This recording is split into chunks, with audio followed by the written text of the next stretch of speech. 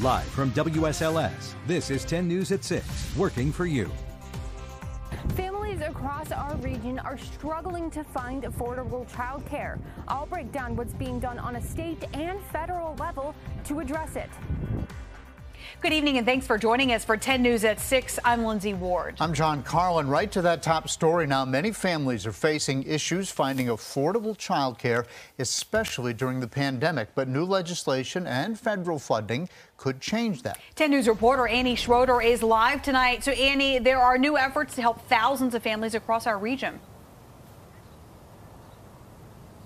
Well, John and Lindsay, as the country starts to reopen, parents are heading back to work, and experts expect an increase in need for childcare. But now new funding on a state and federal level is working to make sure those who need it can access it. Many families have to decide sometimes whether they're going to pay for childcare or if they're going to put food on the table. Working with families to find affordable childcare in the Roanoke Valley is something United Way has done for years. But 2020 brought an entirely new set of challenges the nonprofit hadn't seen before. There was a core group of people that still needed childcare, and we found it woefully lacking in our community. Roughly 40% of households in the Roanoke Valley struggled financially before the pandemic even started. So new statewide legislation signed Wednesday is aiming to change that. We're launching a pilot program to include 3-year-olds in our state preschool programs, and we're dedicating $8 million to increase pay equity for early childhood educators in day homes and childhood settings. That, combined with a new subsidized child care program announced earlier this year, means thousands of Virginians can get the help they need. A family of 4 can make almost $90,000 and still qualify for additional support to pay for child care. Still, staff say access to child care won't happen overnight for everyone, but it is encouraging to see efforts on every level to make it a priority. It's this lose-lose situation until these resources do become available. And now that they're available, we're going to encourage and connect families the best way that we can. Now, President Joe Biden is expected to announce a $1.8 trillion plan later tonight during his congressional address, which would also include additional funding for childcare. Live in Roanoke tonight, Annie Schroeder, 10 News, working for you. The American Families Plan that Annie just mentioned will also include federal funding for universal preschool and community college. That money would come from a combination of about $1 trillion in new spending and $800 billion in tax credits. White House aides say that the spending will be fully offset in 15 years, in part by raising taxes on the richest Americans. The president is expected to talk about this plan as well as several other big initiatives, and you can watch that right here on WSLS 10 starting at 9. A new study finds more than 75% of adults have an underlying condition that increases their COVID-19 risks. Those underlying conditions include asthma, heart disease, obesity, diabetes, and high blood pressure. The study also found Black and Hispanic populations were disproportionately higher risk than white people. Virginia Tech experts applaud the new CDC's new guidance on masks. As we've reported, fully vaccinated Americans no longer need to cover their faces outside unless they're in a crowd of strangers. Experts say the new recommendations allow you to make your own decision based on circumstances. They say this is only possible because more people are getting protected against the virus. A lot of the control of the peaks of the epidemic were by setting up some sort of barrier so that we keep the virus from going between people. A mask, double masking is a great way to do that. But now we know vaccinating is a great way to do that too. So you're sort of substituting one barrier to the virus for another one. She says mask mandates will continue to depend on, and it will continue depending on vaccination rates. All right, switching over to your weather. We had another perfect day to be outside, but a little bit of heat came with that. I don't think I heard anybody complain yet, Jeff Hanowich, but it was hot today. It wasn't just mild. No. Right? Upper 80s. Yeah, I call okay. that pretty hot for late April, no doubt about it. You'll notice that we do have a couple more clouds around than what we had outside yesterday. We are dry right now, but focus your attention into the corner of your television screen. That's where we have some showers, even a couple of thunderstorms, say towards southwestern parts of West Virginia. Certainly possible that a couple of these showers make their way towards us here as we head later this evening into the overnight. So a couple of stray showers certainly can't be ruled out as we head throughout the course of the evening. 7 o'clock temperature in the lower 80s, falling into the low to mid 70s by around 10 or 10:30. Overall, it looks like this evening we're mostly cloudy. Much of tonight we're going to turn mostly cloudy, and then Thursday is going to enjoy a mix of clouds and sunshine. I expect more clouds tomorrow than even what we had outside today. Temperatures start out tomorrow mid to upper 60s, highs in the mid to upper 80s. Morning hours I think we're for the most part dry, but as we head later in the day we're going to have a better chance for some pop-up showers, maybe even a couple of thunderstorms. We've got one more very warm day tomorrow, then we're going to have some showers moving in as we head Thursday night into very early on Friday, and then we're going to turn cooler by Saturday with the winds picking up. Lindsay. All right. Thank you, Jeff. Well, a 5% pay increase for city workers has Lynchburg City Council divided. Yesterday, there was a motion to accept the recommendation to approve the increase right now. Leaders say they have more than $3.5 million to use, but one council member warns approving this increase at this time would make the city's salary compression worse. Those at the top will get a strong majority of those funds, and those at the bottom, who really are the ones who really need it, will not get much to address those compression issues. City Council ultimately voted to push the discussion back 2 weeks. That allows for a report on a recent salary study. New tonight at 6, a new police cruiser in Christiansburg is providing more than transportation. It's also spreading awareness about child abuse and neglect. Today, the department revealed its new car with informational decals. The town's police chief says his officers felt it would be a good way to show the community there are resources available for help. We'll continue in the future to be aggressive on child abuse in our community. It's an issue that needs to be addressed, and we thought this was a great idea to put the message out to our community and give them some resources to be able to respond. The chief says the car will be added to the department's fleet once it's ready to hit the road. A community focused on supporting entrepreneurs of color. Normally you have a black salon, you have a white salon, you have an Asian salon, you have a Dominican salon. We're just a salon for everybody. The work Lexington has been able to do and what's left to accomplish. Lending a helping hand has become even more difficult during hard times. How Habitat for Humanity has been able to continue its work. A Lexington area initiative to support entrepreneurs of color got its start at a time when the country was facing a racial reckoning in the summer of 2020. And in that time, they have accomplished so much. And as 10 News reporter McKinley Strother explains, their work is just getting started. Giving people money to run a business is terrific, but what's also equally as important is the business acumen and insights to develop a successful business plan. That's the goal of the Walker program, to provide entrepreneurs of color free business training, grant funding, and support to start or grow businesses in the Lexington, Buena Vista, and Rockbridge County area. Success doesn't have to be predicated on your race. Allison Duvall is the first program graduate. Normally you have a black salon, you have a white salon, you have an Asian salon, you have a Dominican salon. We're just a salon for everybody. She also owns a shop in Salem. The Walker program has the goal to establish 4 to 6 businesses owned and operated by people of color by the end of the year. There's no boundary, so there's no line that can be drawn that I can't cross. God bless the folks that have a passion and want to follow it, and now specifically in the black community, they've got the access to capital and training if they need it. Reporting, I'm McKinley Strother, 10 News, working for you. The pandemic halting Habitat for Humanity's good work, the obstacles the organization has overcome, from volunteers to construction supplies.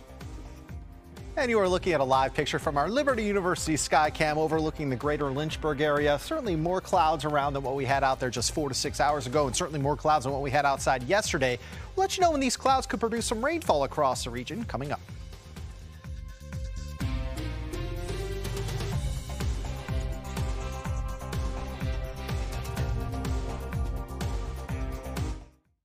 Well, Well, throughout the pandemic, local nonprofits have had to balance meeting growing community needs while still operating safely. And it hasn't been easy. Of course, it's a big challenge for Habitat for Humanity in the Roanoke Valley. They've had to navigate this as they try to build affordable housing. 10 News anchor Brittany McGraw found out how they're still making it happen. Construction projects were in full swing for Habitat for Humanity in the Roanoke Valley a little more than a year ago, when the coronavirus put this activity on hold to Habitat's backbone, volunteers. At first, we just closed down to volunteers altogether. So for 2 months, we didn't use any outside help on any of our build sites and also in the restore. So it was staff run only. Habitat staff still finished 2 homes in that time, but for an organization that relies on volunteer labor to keep its homes affordable, the pandemic has had a big impact. We've tried to spread out over more houses with smaller group sizes. We've tried to do more outside, working in different rooms. Lots of hand sanitizer, of course, and masks, as everyone is having to do. As statewide restrictions ease, volunteer numbers are gradually increasing, but the pandemic has also made it harder to get supplies to build a home. Things that used to be so easy, you show up to get materials, they're not there. You schedule something, it's delayed.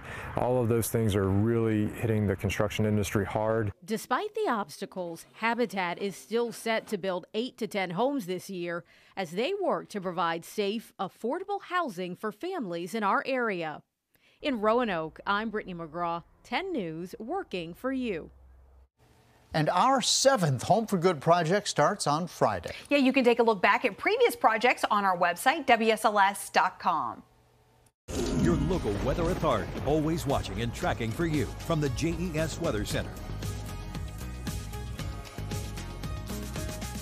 We certainly have some rain and even some embedded thunderstorms in areas north and also west of us. The rain to the west is indeed moving to the east. As it does, it's going to weaken, but will hold together enough to bring us a few showers, maybe even a stray rumble of thunder here as we head throughout the course of the evening and into the overnight. So by 9, 10 o'clock, we will have some spotty showers around, maybe even a stray storm. At, say, 9, 10 o'clock, I think the best chance for a stray shower, thunder shower, will be in areas along and west of the Parkway. Lynchburg south side, your chance for a little bit of rain is a little bit lower as we head into later this evening into the overnight, but a stray shower for you folks also can't be ruled out after about maybe 10:30 this evening. By around 4 a.m. on Thursday, we are dry, maybe a stray shower early tomorrow. Otherwise, a better chance for rain will likely push in for us as we head very, very late on Thursday. I would say by dinner time on Thursday, we're going to have a few showers around. It's really Thursday night where we're going to have the highest concentration of passing showers, maybe even a stray storm. Thursday night's going to be the wettest time for us here this week. I would say by the time many of us wake up on Friday, we're going to be dry. And the rest of Friday, we're just looking at increasing amounts of sunshine, turning mostly sunny, no doubt, on Friday with even lower humidity, a bit cooler on Saturday, and then we're getting warmer on Sunday. So really your CHORECAST for Friday, Saturday, and Sunday, if you want to mulch, if you want to plant flowers, Mother Nature looks to cooperate very nicely for you. As far as the Strawberry Festival is concerned on Friday, we're going to turn breezy at times. We're going to have maybe a couple leftover clouds early in the day, but we're going to turn mostly sunny no later than lunchtime. Temperatures on Friday likely going to top out in the low to mid 70s. So a little bit cooler, no doubt, for us on Friday, but it's going to feel really good outside on Friday, minus, again, some stronger winds. 74 right now in Hot Springs, middle 80s in Covington and also Lexington, not to mention Roanoke and Lynchburg, lower 80s south side. You're in the 70s out across the New River Valley. Winds right now roughly between about 5 and 15 miles per hour. A tad breezy for us right now, but behind this front that we've been talking about, the winds are really going to gather steam and strengthen as we head into tomorrow. So tomorrow is going to be a breezy day for us. We're going to stay breezy as we head into Friday as well. Sustained winds by tomorrow afternoon, 10 to 20 miles per hour, gusting in excess of 30 in some locations, especially towards the mountains. As per usual, it's going to be a little bit breezier in the mountains than it will be towards the Piedmont for about the next 60 hours or so. For tonight, we're going to be mostly cloudy for the most part. Few showers possible, very warm. 60 to 65. For tomorrow, we are looking at the chance for a few late day showers or thunder showers, no doubt very warm with temperatures tomorrow likely in the 70s and 80s in the mountains, well into the 80s outside the mountains. Your extended forecast. Coolest day will be Saturday, 70. Back into the 80s, though, as we head into next week. A little bit unsettled Monday and Tuesday. Maybe a few leftover showers next Wednesday, which, of course, is Cinco de Mayo. Eric. Coming up in sports, a coaching change at one area high school. Carolina makes a trade one day before the draft, and the inspirational and motivating force behind the success for Appomattox County football next in sports.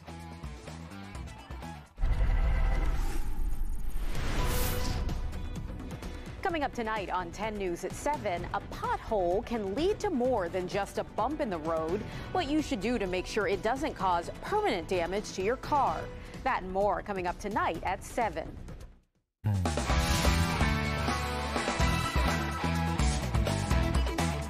The Appomattox County Raiders are on a quest for more state gold in what has been a trying season in more ways than one. But as Brooke Leonard explains, you never underestimate the power of one.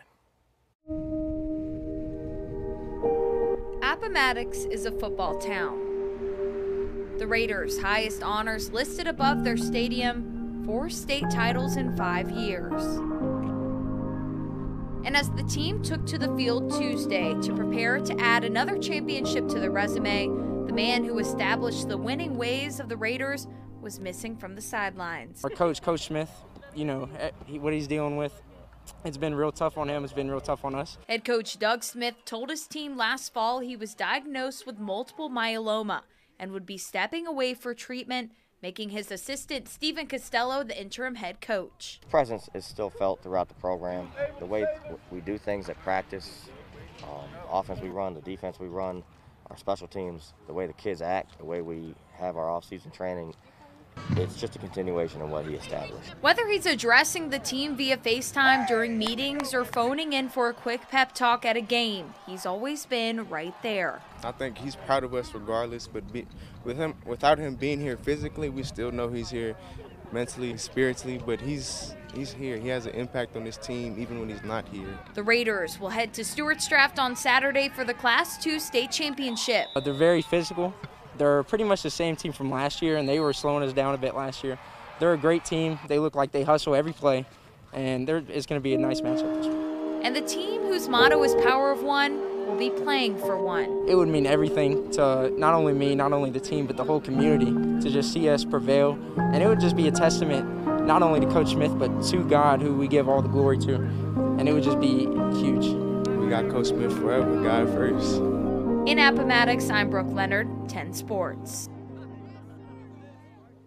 And some other Class 2 news this afternoon. Grayson County has called on Stephen James to be its next head football coach. You'll recall he most recently spent 6 seasons at Pulaski County from 2014 to 2019 with an overall record of 44-23. He, in fact, led the Cougars to the second round of the Region 4D playoffs in his final 2 years there. He takes over the Blue Devils program that last appeared in the playoffs in 2017. Your news and notes tonight, the Panthers have traded quarterback Teddy Bridgewater to the Broncos for a 6th-round pick. Antonio Brown re-signs a 1-year deal with the Buccaneers. And Virginia Tech defensive back Caleb Farley, expecting to hear his name in the draft in the first round, will not attend it in person due to a positive COVID-19 test. He was just one of 13 players invited to attend the draft in person. Of course, he's still projected to be a top-round pick.